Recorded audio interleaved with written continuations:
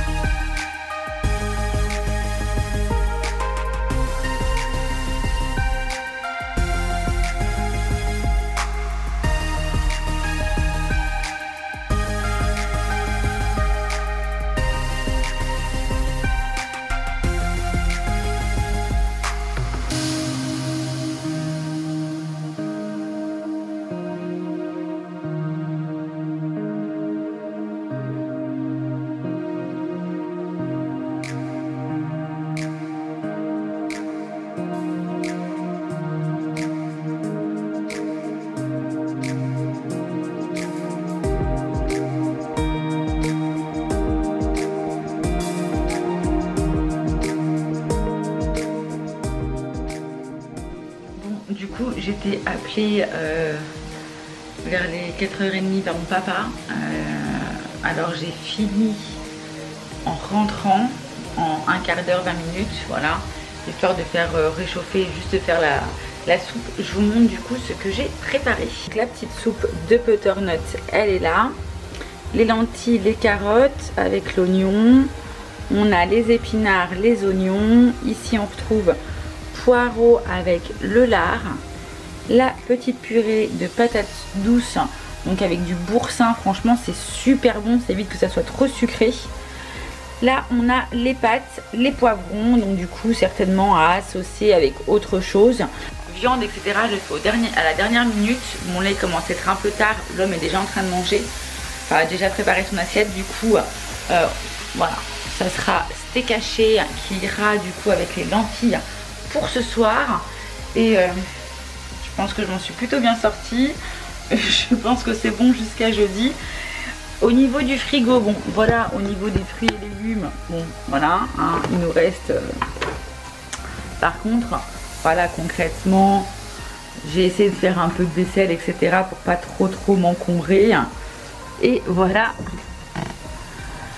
le frigo, voilà ce qui nous reste. J'ai toujours pas jeté, vous savez, le surimi là, mais il faut vraiment que je le jette.